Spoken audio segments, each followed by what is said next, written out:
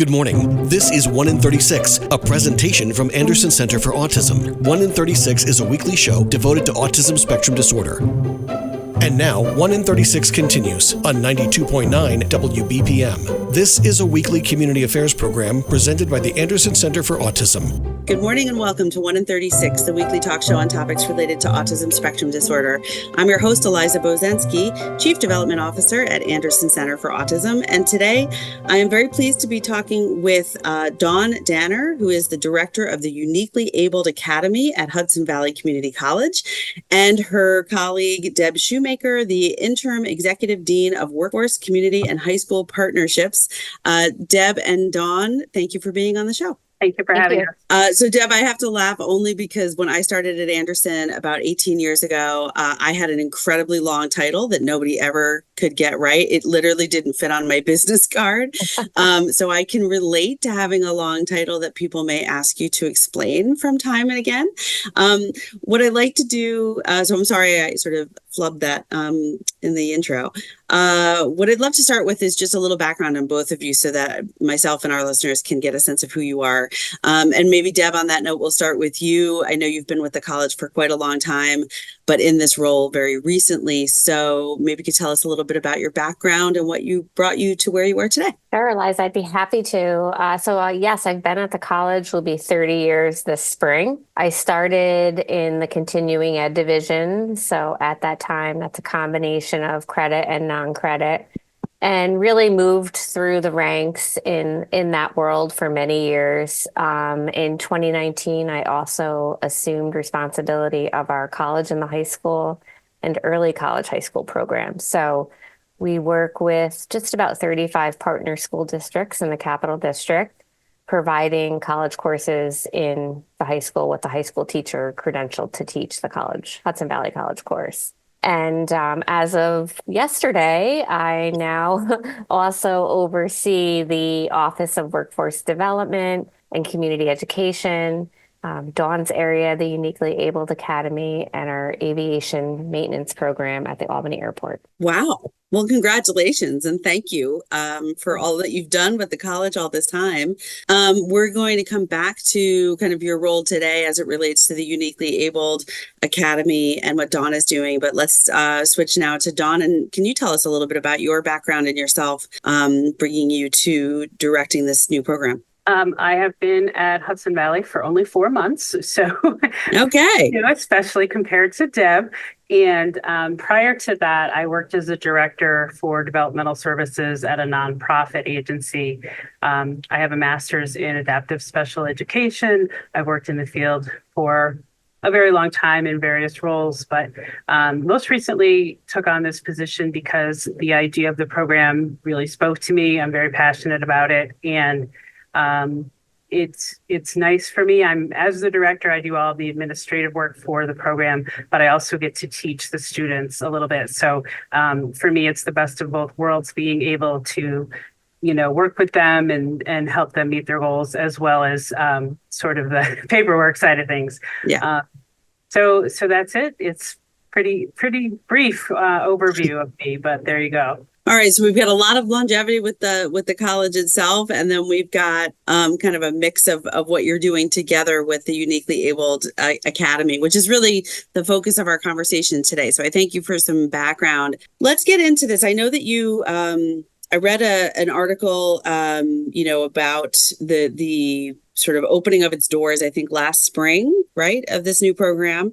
But I also know, before we even get into the Uniquely Abled Academy specifically, Hudson Valley Community College has an excellent brand, an excellent reputation for really high quality educational opportunities at a community college, and very accessible, I think, to a large group of people in and around the capital region. So is there a connection between your opportunity to create this program, Dawn, to the fact that you're starting, to the fact that it is unique to the Hudson Valley Community College? Is there anything that, was this part of its long-term strategic plan? to create a program like this, or were you starting to see an influx of people asking from the community, asking for programs like this, saying that they wanted job training in this particular area and that Hudson Valley was where they wanted to have it? Like, kind of where did the idea start? To be very honest with you, it's hard for me to answer that question being so new. I came on after the first pilot was held for the program, which was last spring. So, Deb, please chime in if you're able to speak to that a little better.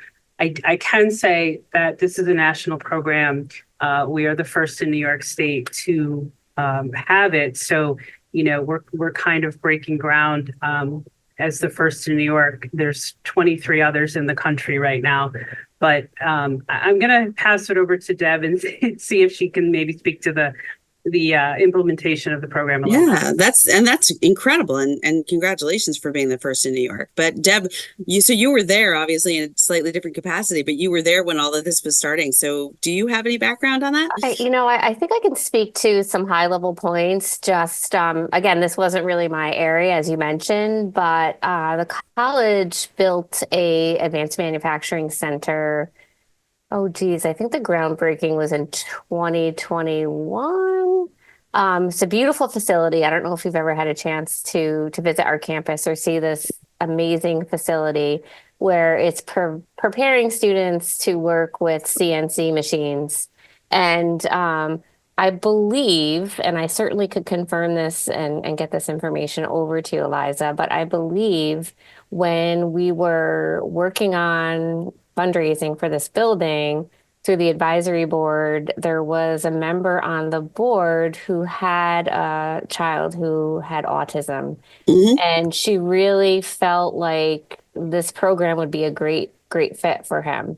So it didn't happen initially. Obviously, we were navigating COVID and getting through what that experience was of not having students on campus. But when we were back on campus, it became a priority of our former Dean of Workforce, Penny Hill, and the administration at the time to really look at this program and see how we could bring that to fruition here at Hudson Valley. That's great. And I'm not surprised, because I find that a lot of the initial advocacy efforts for programs like this to get off the ground come from somebody who has a personal connection to somebody needing or having a desire for access to those types of opportunities. And I think we all know, you all being in the education field and me working at Anderson, I mean, we know that there's a huge amount of young adults and older adults, but certainly high school, college age students, young adults who are really wanting to be in the workforce, but struggle either to initially obtain a job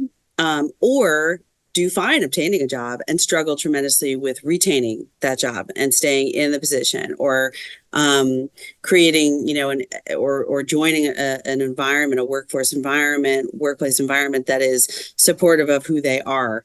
And also doesn't feel like they're sitting there doing just busy work all day. So I think you're clearly meeting a need that I don't think anybody could argue does not exist in a big way. Okay, so we have about 3 or 4 minutes left in the first part of our interview. Dawn, why don't you take all that time and just introduce us to the program? Tell us about it. Right. So the Uniquely Abled program, like I said, is a national program. It was founded because people recognize that people with autism have so much to offer, but are often overlooked for jobs. And, in fact, the statistics are just really, really thought-provoking, because it's reported that approximately 85% of people with autism with a college degree are either not employed or underemployed. Yeah. And the foundation recognized that, this is not okay, and we need to do better as a country, as a society, to employ folks with disabilities. So the idea of the program, the premise behind it, is that students learn a trade. In this case, it's specifically designed for CNC manufacturing, which stands for computer numerical control. Okay. And it is usually housed within a college or a university around the country. And, you have to have the facilities for that career, because much of the time the students are in the labs, hands-on, doing the work, operating the machines, learning how to program them, that sort of thing. And then the second half of it is the soft skills that go along with somebody with autism having a job. And like you said, retaining that job. So the soft skills curriculum is developed through the national program, Uniquely Abled Project, and it covers 10 different lessons, and you cover everything from, self-discovery, self-advocacy, what does a person like, what do they not like, all the way up to, by the end, you are writing your resume and you are doing mock interviews and getting ready for the job world. Most places around the country hold the program for 1 semester. Here at Hudson Valley, we decided to do it for 2 semesters because we wanted to allow extra time for the students to really have, more time than typical students so that they can really, really process and understand the information that they're learning. And this has been very valuable because they get a lot of extra time in the hands-on manufacturing facility that we have here on campus. So they're spending many, many hours a week, doing that work. And in the soft skills portion, like I mentioned, it's kind of a split with us. Half the week is spent in the labs or in the machine shops, and half the week is spent in the classroom learning those soft skills. Mm-hmm.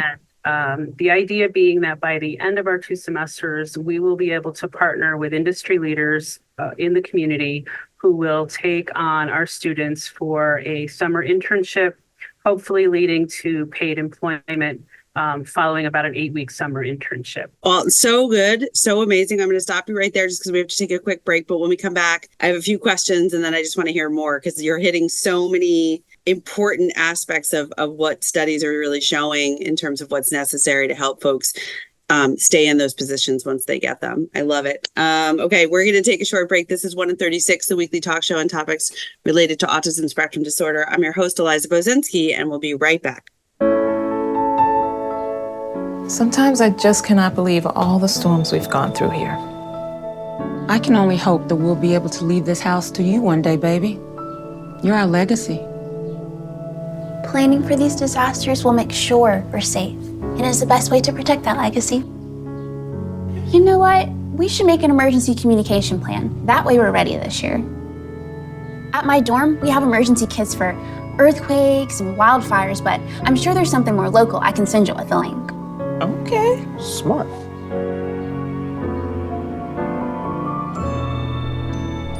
Protect your legacy.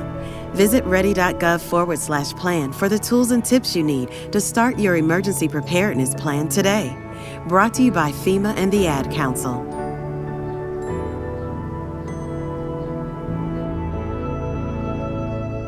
Somewhere there's a river rushing through the woods while someone rushes through their day. There's a mountain looking up at the sky while someone looks down at their phone. A trail waiting to be walked while someone waits for a latte. This world is full of somewheres waiting for someone just like you.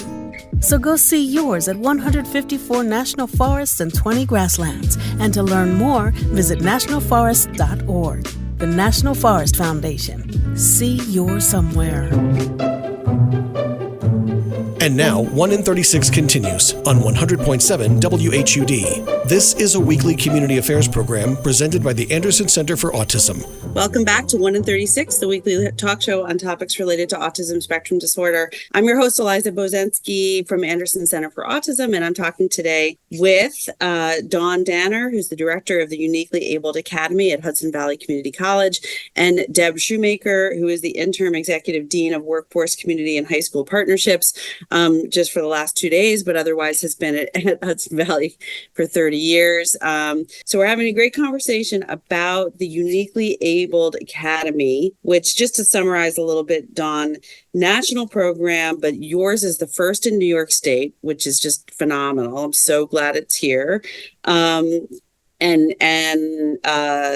for those listeners and for myself who was not exactly immediately sure what CNC stands for, this is a program where students are learning and getting hands-on experience with computer numerical controlled manufacturing. I'm going to ask you for an example of that in just a second. And then also the soft skills that go along with really helping those folks who are learning the specific job skill to also then navigate a work environment and have a better chance of retaining that job for the long term. So I want to point out just one more thing that I got very excited about when you said it, that rather than keeping this a 1-semester class, you've decided at Hudson Valley to make it a 2-semester class.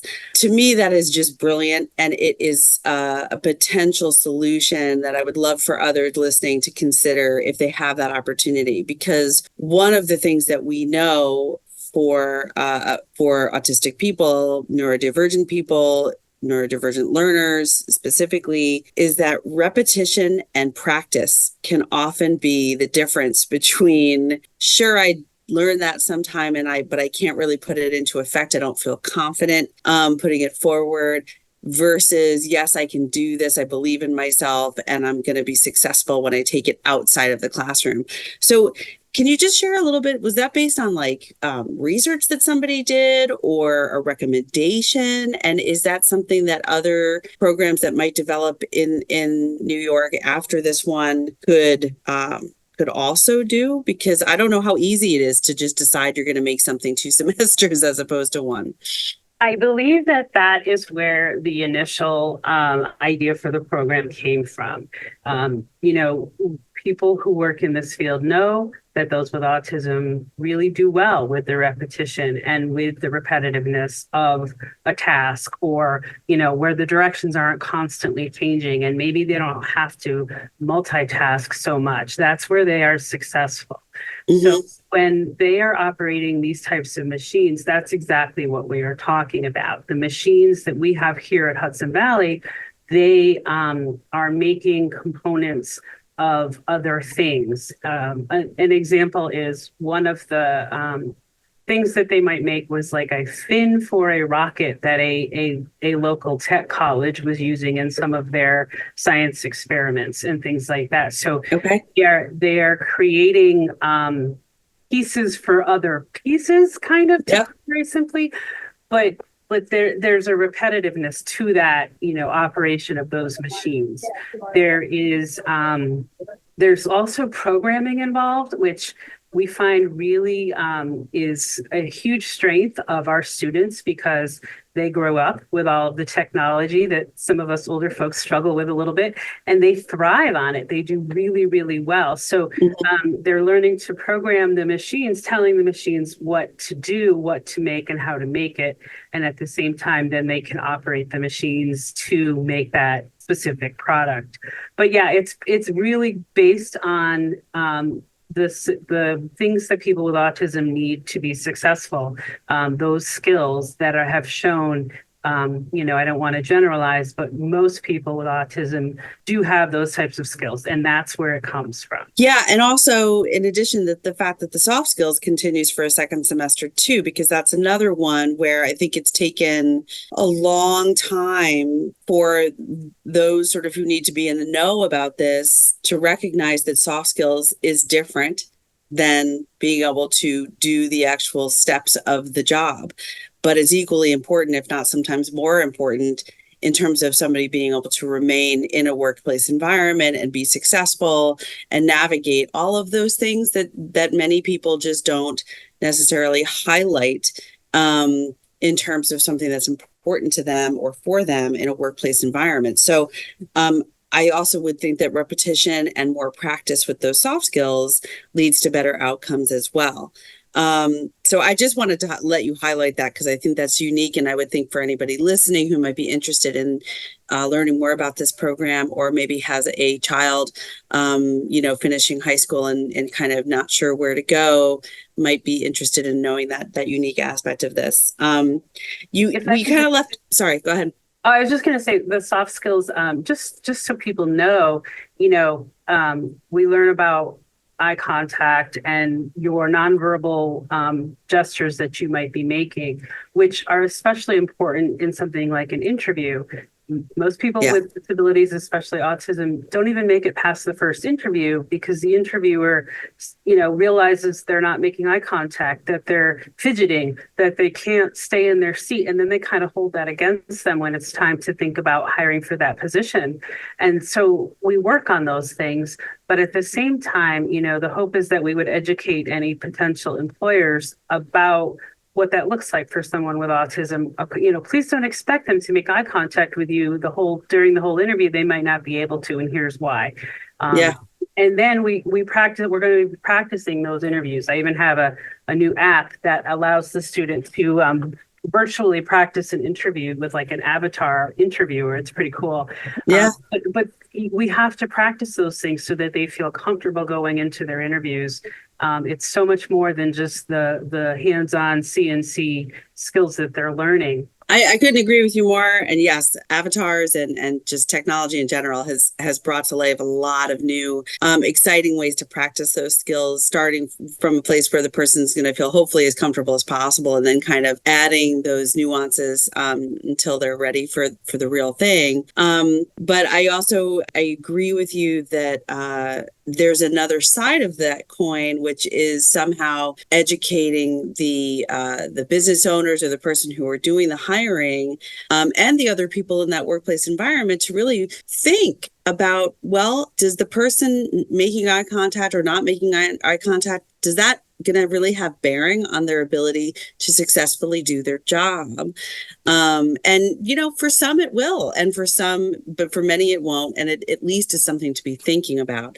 So we're thrilled always to hear when there's anyone out there having those conversations and pushing the boundaries of sort of thought and consideration when it comes to this entirely growing population of people who want to work and have motivation and have skills, but need some different types of accommodations in order to be successful. So I love that. You also mentioned a summer internship leading then to hopefully some paid employment at the end of this 2-semester program. The program started last year. Have you had graduates yet? Have you had folks finish the program? So they did a pilot in this last spring, and I think they had 5 or 6 students, one of whom was placed in a job. Unfortunately, that person didn't last too long because he kept showing up late for work. So that's also something that we work on is, you have to have the responsibility of being there on time and working your full workday and things like that. So right now, this is considered our second cohort of students, but they're just now next week starting their second semester. So they will graduate in May. We have 5 students right now who all should be graduating in May. Great. They will leave with a certificate of completion as well as about 11 college credits under their belt through the program, as well as updated, ready to go resumes, hopefully some interviews scheduled. And on top of that, we will have them get 2 manufacturing certifications online that I will be helping them with. So they really come out with quite a lot. But yeah, we're expecting 5 to graduate in May. That's exciting. And, much as it's unfortunate that person didn't last in the position they had, that I would think also starts to inform you. That's one of the reasons why it's called a pilot program, right? It informs you coming back to, here's another thing we might want to layer into the soft skills part of the program, maybe an extra emphasis on what a full workday feels like, how to prepare yourself with enough sleep and nourishment and sort of other, outlets for stress and frustration or whatever, or what to do when you really run into a last minute thing that is legitimately going to make you late. Because I find the same thing. Sometimes the person might have a very legitimate reason for not making it on time, but lacks the sort of skill yet, thus far to appropriately communicate that to a supervisor in a way that is going to be enough information, not too much, not too little, that's sort of just right spot. So I wish you all the best. This sounds like a really fantastic program. Where do you want people to go to find out more about it and consider applying? So if they go to the Hudson Valley website, which is hvcc.edu, there is a under directories, they can go to W for workforce development, and the Uniquely Abled Academy information is there with my contact information. I am the primary contact person. You are director and all things, it sounds like. But honestly, it sounds like a great position. It sounds like a lot of fun and a really cool thing to be overseeing and engaging with at this point. And we'll get that information up on our website and put it out there when we share this on our social media platforms. Let me just repeat it for you. So for anybody interested, you can find out more about the Uniquely Abled Academy at Hudson Valley Community College by going to hvcc.edu and typing in W under the directory for workforce development, and you'll find a link to that program. And you can then get in touch directly with Dawn Danner, who's the director. And I just want to thank you, Dawn and Deb from Hudson Valley Community College, for being on the show today. This was really informative, and I wish you all the best with the rest of this semester and these 5 graduates, and all the best to them. Thanks so much for having us. Thank you. Appreciate it. Absolutely. This is 1 in 36, the weekly talk show on topics related to autism spectrum disorder. I'm your host, Eliza Bozensky, and remember, Anderson cares. You've been listening to 1 in 36, a weekly presentation from Anderson Center for Autism, celebrating their centennial in 2024. Join them for another edition of the show next weekend.